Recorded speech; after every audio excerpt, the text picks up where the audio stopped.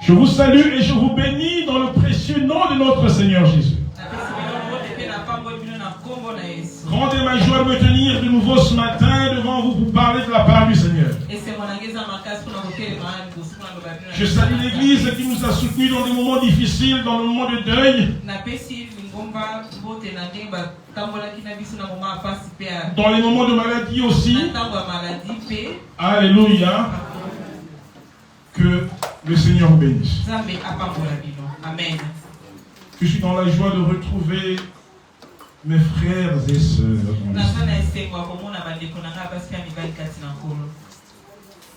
Vous pouvez imaginer quelle est ma joie ce matin.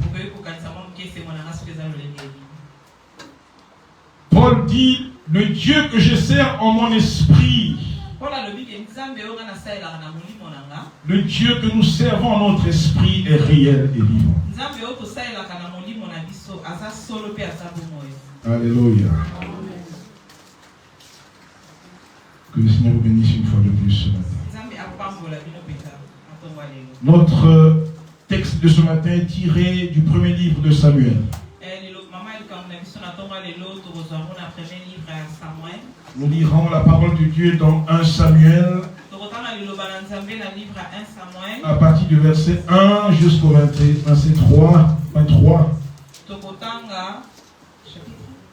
Chapitre 1 Samuel, chapitre 1, à partir du verset 1 jusqu'au verset 23. Puisqu'il s'agit aussi de Maïla ce matin, nous lirons aussi à partir du verset 24 jusqu'au verset 28.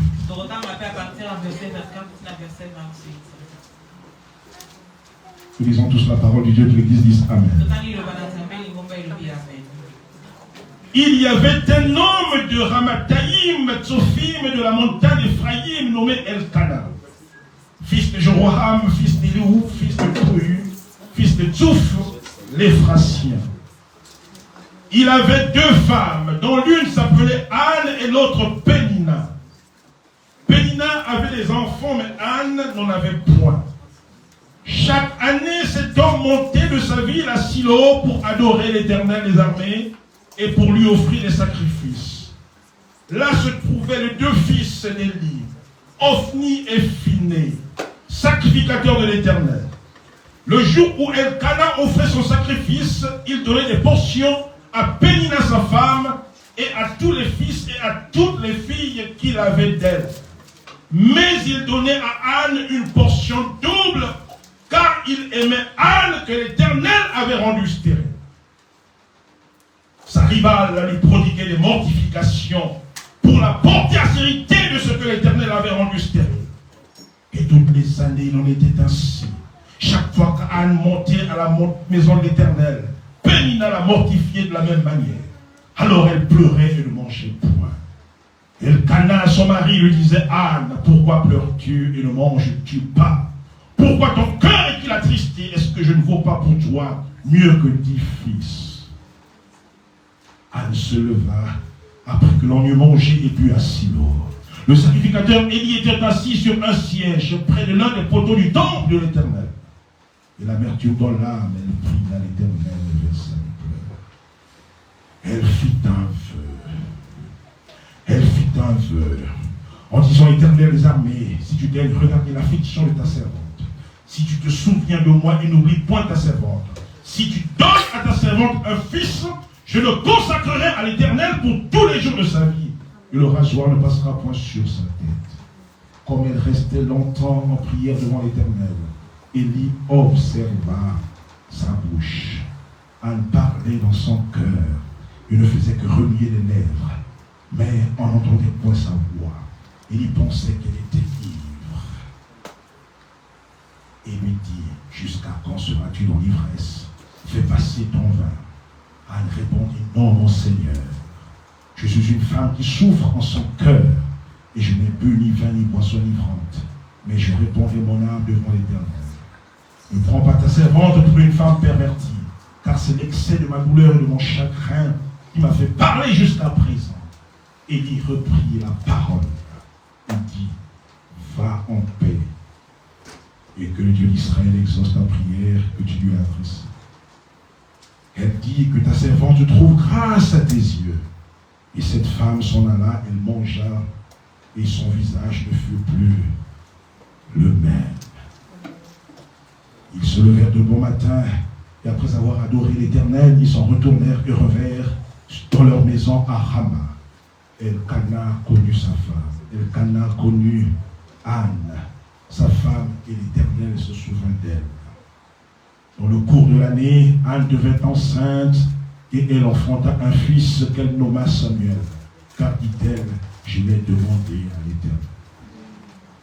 Son mari Elkana monta ensuite avec toute sa maison pour offrir à l'Éternel le sacrifice annuel et pour accomplir son vœu. Mais Anne ne monta point. Et elle dit à son mari, lorsque l'enfant sera sevré, lorsque j'aurai fini d'allaiter l'enfant, je le mènerai afin qu'il soit présenté devant l'Éternel et qu'il reste là pour toujours. Elkana, son mari, lui dit, fais ce qui te semblera bon. Fais ce qui te semblera bon. Attends de l'avoir sevré. Veuille seulement l'Éternel accomplir sa parole.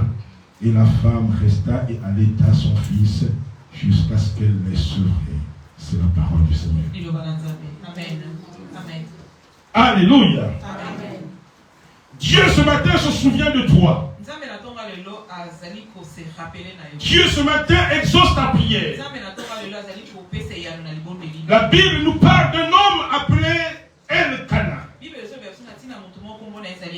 La Bible nous révèle son identité. La Bible nous révèle également sa généalogie, sa descendance.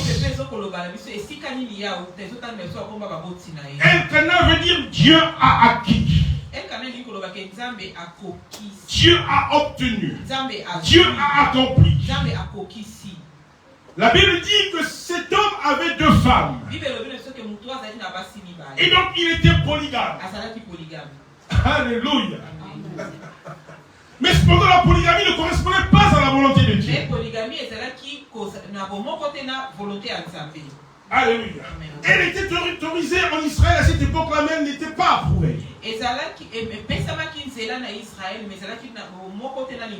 La polygamie n'émane pas de la volonté de Dieu. Car il est écrit dans Genèse 2:24. L'homme quittera son père et sa mère,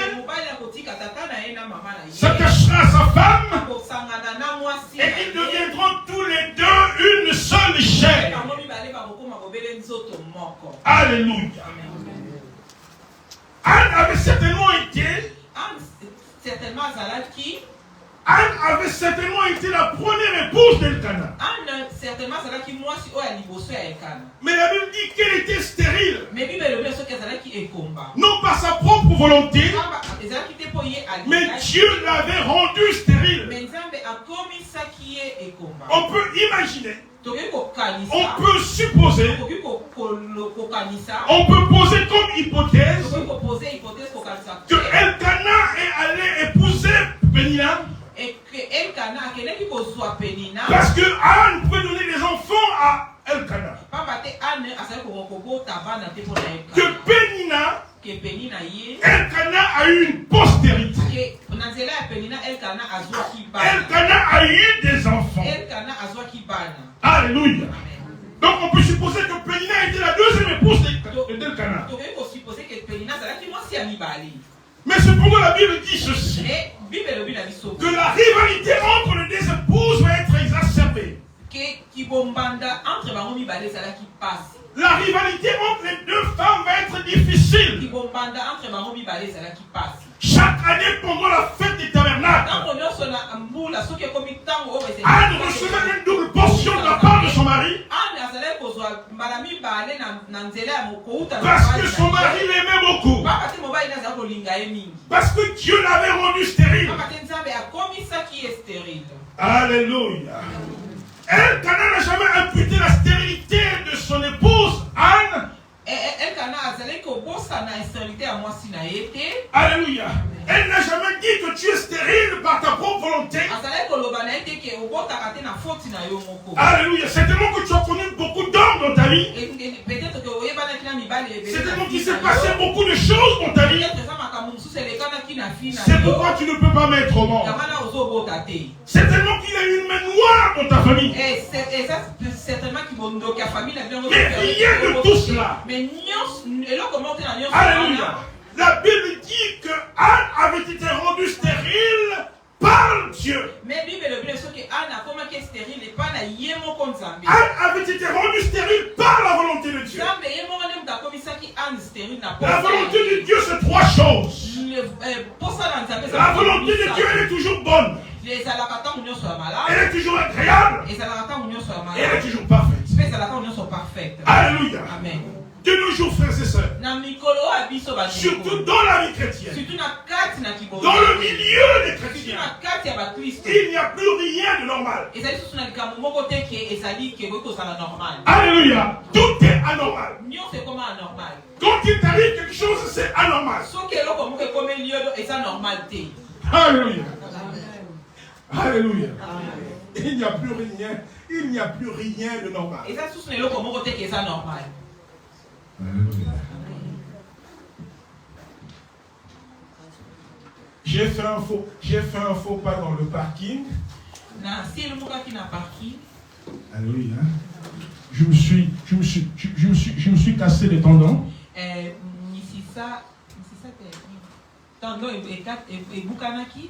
Alléluia. Et parce que j'avais une sandale qui était complètement usée. Mais ça qu'on a la tête, il peut pas que c'est déjà ici là. Alléluia. Ah, quand le pasteur est tombé, il y a certainement quelque chose. Dès que le pasteur a coué, aïe, il cambe ça caca. Alléluia. On ne peut plus être malade. Un moment céleste. On ne peut plus être malade. On ne peut plus tomber. Quand on tombe, il faut se faire quelque chose. Alléluia. Est-ce que je parle à quelqu'un? Est-ce que nous allons faire Alléluia. Amen. Elkanah n'a pas imputé la stérilité de son épouse à la famille de Anne. En disant certainement qu'il y a un sorcier dans ta famille qui te vaut. Alléluia. C'est une vérité indéniable, frère. Et ça, Solomon, ça fait ma casse. Il n'y a plus rien de normal dans la vie. Et ça, soutenez-le comme mon côté que Christ va comme on que ça normal. Alléluia. Tout est imputé à Satan, le diable. C'est comme faute à Satan, faute à diable. Il est déjà tombé. Mais il y a assez à quoi. La Bible dit que j'ai vu Satan tomber comme un éclair. Il n'a plus d'autorité sur ta vie. Alléluia. Quand quelque chose t'arrive, glorifie Dieu. Alléluia. Combien d'hommes ont répudié leurs femmes? Parce que tu n'enfantes pas. Alléluia. Non, on ne peut plus continuer de vivre ensemble. Mais qui te dit que le problème c'est seulement la femme? Peut-être que c'est toi-même le problème. Alléluia. Amen. Alléluia. Amen.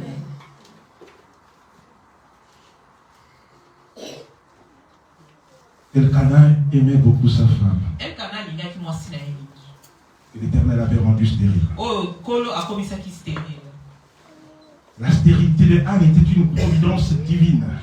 La stérilité de Anne annonçait un événement heureux.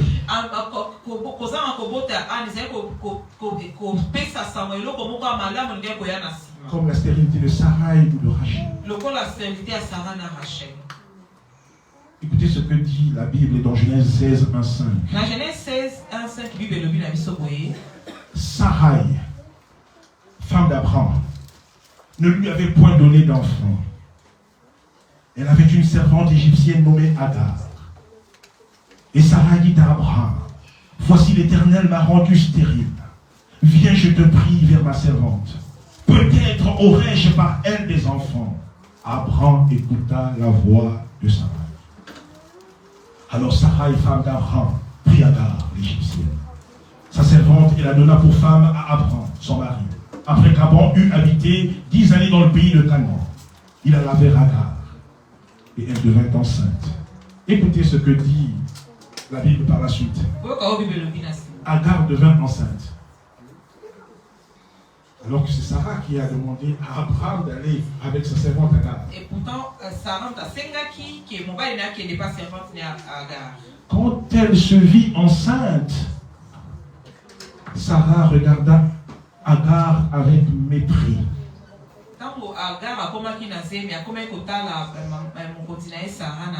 Et Sarah dit à Abraham, l'outrage qui m'est fait retombe sur toi. J'ai mis ma servante dans ton sein. Et quand elle a vu qu'elle était enceinte, elle m'a regardé avec mépris. Que l'Éternel soit juge entre moi et toi. Mais tu es toi-même. C'est toi qui as donné ta servante à ton mari. Tu as manqué de patience. Tu n'as pas voulu attendre le temps de Dieu. Assume. Alléluia. La Bible dit dans Genèse 31:5. Genèse 31:5. Lorsque Rachel vit qu'elle donnait point d'enfant à Jacob, elle aussi porta envie à sa sœur. Elle dit à Jacob, donne-moi des enfants ou je meurs. La colère de Jacob s'enflamma contre Rachel.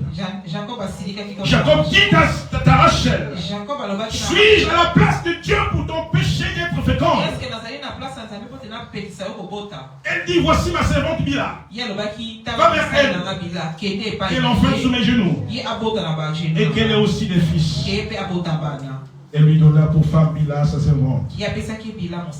Et Jacob alla vers elle. Bila devint enceinte. Et enfanta un fils, Jacob. Alléluia. Nous revenons. Nous ne sommes pas encore dans la parole. Voici la parole. La Bible dit ceci. Que Pénina prodiguait des mortifications pour pousser Anne à se mettre en colère contre Dieu.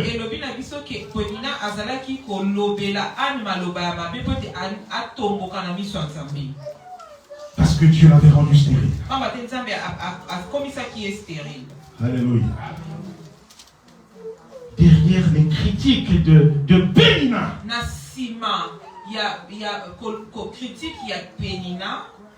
derrière les mortifications de Pénina à l'égard de Anne,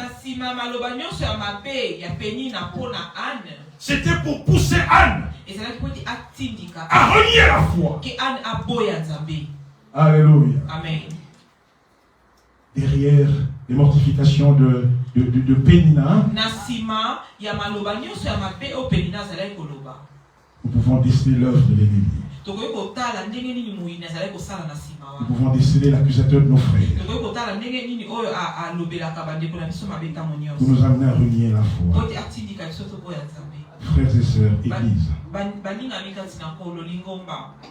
l'ennemi souvent se saisit de nos faiblesses. L'ennemi souvent se saisit de nos situations, de notre vécu, pour nous amener à douter de la véracité des promesses de Dieu. Alléluia. Amen. La vie de Job, on a une illustration. Regardez ce que la parole dit dans Job 2:6-10. L'Éternel dit à Satan, voici je te livre seulement Job. Épargne sa vie. Et Satan se retira de la face de l'Éternel. Puis il frappa Job d'un ulcère malin. Depuis la tête jusqu'à la plante des pieds. Et la Bible dit que Job prit souvent un tesson pour se gratter. Écoutez ce que dit la femme de Job. Malgré tout ce qui t'arrive, mon mari. Malgré tout ce qui t'arrive, chère épouse. Tu demeures ferme dans ton intégrité. Alors la femme de Job dit, mais maudit Dieu et meurt. Parce que Dieu ne peut pas permettre cette situation. Alléluia. Mais Job répondit, tu parles comme une femme insensée. Quoique nous recevons de Dieu le bien ou le mal, en tout cela, Job ne pécha point. Quel que soit ce qui t'arrive, quel que soit ce qui t'arrive, demeure ferme dans la parole de Dieu. Alléluia. Alléluia. Et toutes les années, c'était comme cela. Chaque année, quand il s'agissait d'aller offrir des sacrifices pendant la fête des tabernacles, Pénina n'arrêtait jamais de mortifier Anne.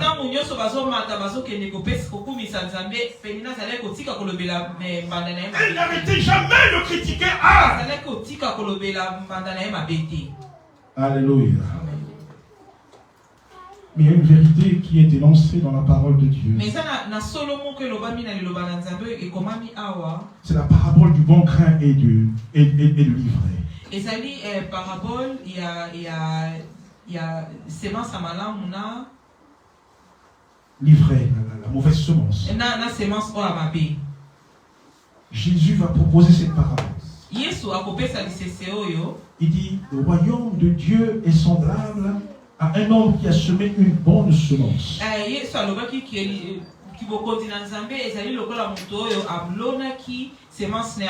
C'est-à-dire la bonne semence, le bon grain.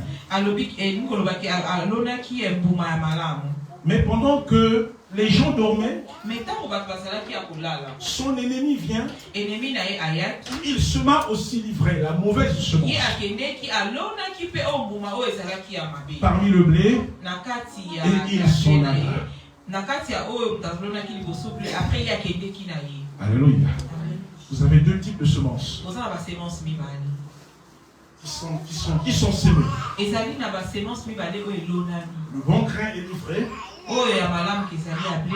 La bonne semence et la mauvaise semence. Elles sont semées en même temps. Et la Bible dit ceci: lorsque l'herbe eut poussé et donna du fruit,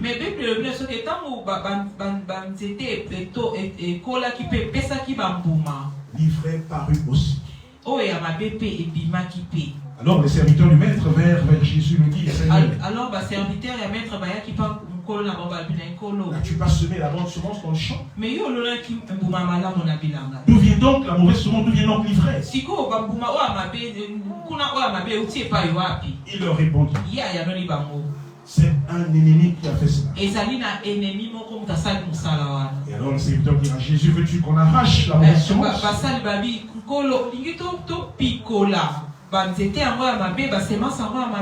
Jésus dit non. De peur qu'en arrachant l'ivraie, vous ne déracinez en même temps le blé. Alors laissez croître l'ivraie et le bon grain ensemble, jusqu'à la moisson. Et à l'époque de la moisson, je dirais au moissonneur: enlevez d'abord la mauvaise semence. Enlevez d'abord l'ivraie. Liez-la en gerbe pour la brûler. Mais amassez le blé dans mon grenier. Alléluia. Qu'est-ce que je veux te dire ce matin? Alléluia. Considère comme un sujet de joie le pénina ou la pénina de ta vie. Alléluia.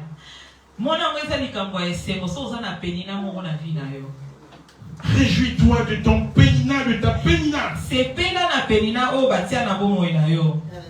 Alléluia. Amen. Les mortifications de pénina, les critiques de pénina t'amènera à chercher Dieu dans une autre dimension. Alléluia. Il n'y a pas de vie chrétienne dans la facilité. Il faut qu'il y ait des péninas. Il faut qu'il y ait des mortifications pour nous amener à chercher Dieu dans notre dimension. Alléluia. Amen. Les serviteurs de Dieu sont les premiers à subir les critiques. C'est notre lot. C'est notre partage. Alléluia. À un moment donné, tu dis Seigneur, c'est trop. J'ai envie d'abandonner. Alléluia. J'ai envie de laisser. On n'est pas les premiers. Moïse lui-même a réclamé la mort. C'est difficile, Seigneur. C'est difficile de mener ce peuple. Alléluia. Alléluia. Alléluia. La vie que nous avons choisie, le service que nous avons choisi, c'est un chemin difficile. Alléluia. Tous les hommes que Dieu a utilisés, alléluia, ont témoigné, ont vécu dans leur chair. Pierre a payé le martyr. Paul a payé le prix. Alléluia. Paul s'est décrit comme étant le prisonnier. Je suis prisonnier du Seigneur. Paul Si vous lisez la vie de Paul, si vous lisez les différents épîtres que Paul a écrits, alléluia, souvent il est obligé de fuir d'un territoire à un autre. Parce que sa tête avait été mise à prix. Alléluia. Mais les mortifications, les critiques, la médisance, la calomnie, toutes ces choses annoncent quelque chose de meilleur demain. Alléluia. Amen. Christ en est le témoin. La vie de Christ est un exemple. Alléluia. Alléluia. Acceptons qu'on nous touche, qu'on nous tape. Acceptons qu'on nous insulte. Alléluia. Amen. Nous chantons souvent que nous ne reculerons jamais. Plus tu critiques, plus j'avance. Plus tu insultes, plus j'avance. Alléluia. Alléluia. Alléluia. Plus il y a des cales, plus il y a de l'adversité, l'opposition. Le croyant progresse dans ses conditions. C'est l'épreuve de ta foi. Comment ta foi va être éprouvée s'il n'y a pas ces choses? Alléluia. Amen. Alléluia.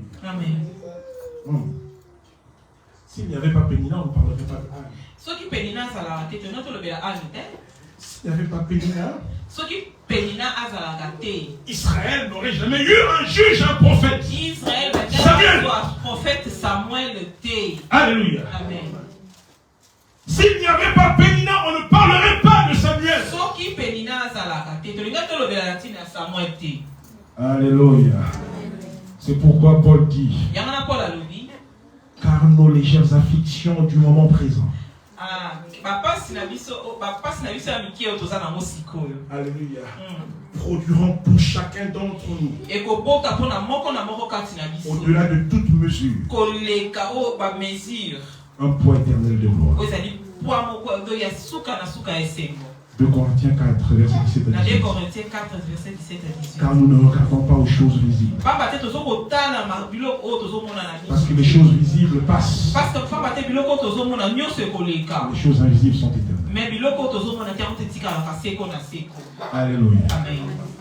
Dieu va garder Pénina pour qu'il contemple la gloire et la puissance de Dieu. Alléluia. Dieu gardera tes ennemis pour qu'ils contemplent la puissance et la gloire de Dieu.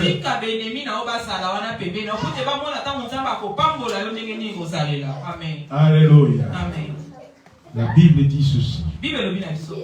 Que la femme stérile enfantera 7 fois. Celle qui enfante sera flétrie. Alléluia. L'Éternel est celui qui fait descendre dans le séjour des morts. L'Éternel est celui qui fait remonter. Alléluia. L'Éternel est celui qui fait mourir et qui fait vivre. Il appauvrit l'enrichi. De la poussière, il retire le pauvre. Du fumier, il relève l'indigent. Écoute ce que dit la parole. Car l'Éternel leur donne, on partage un trône de gloire.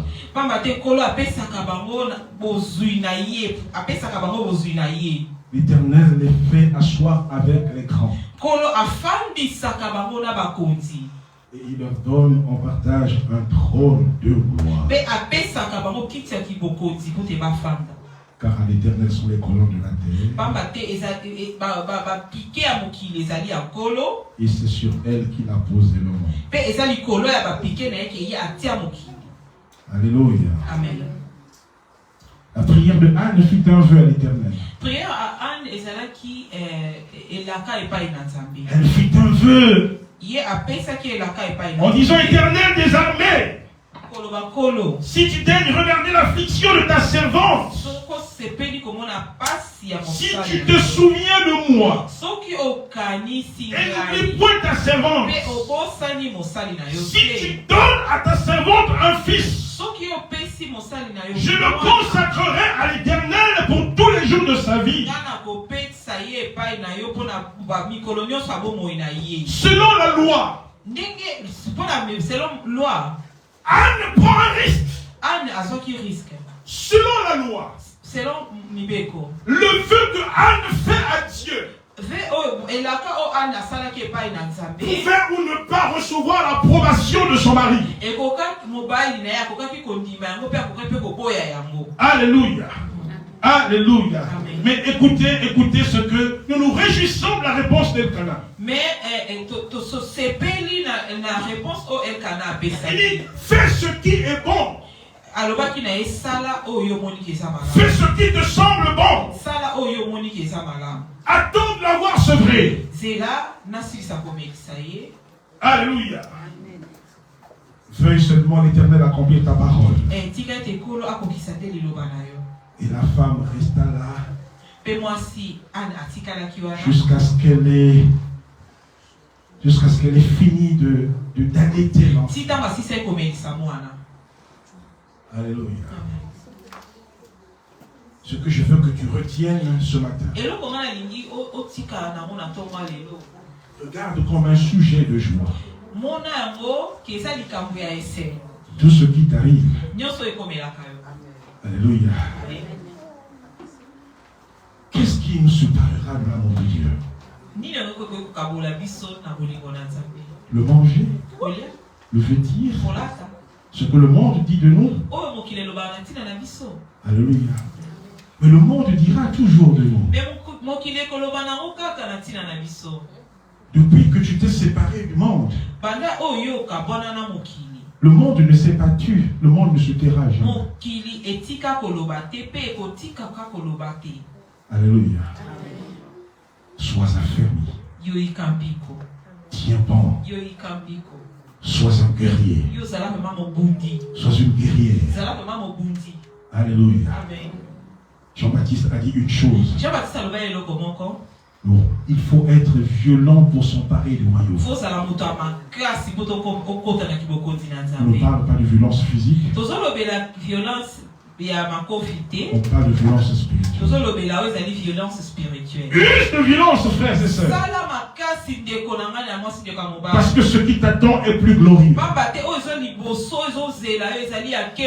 Ce qui t'attend est plus glorieux. Alléluia. Que le Seigneur bénisse sa parole.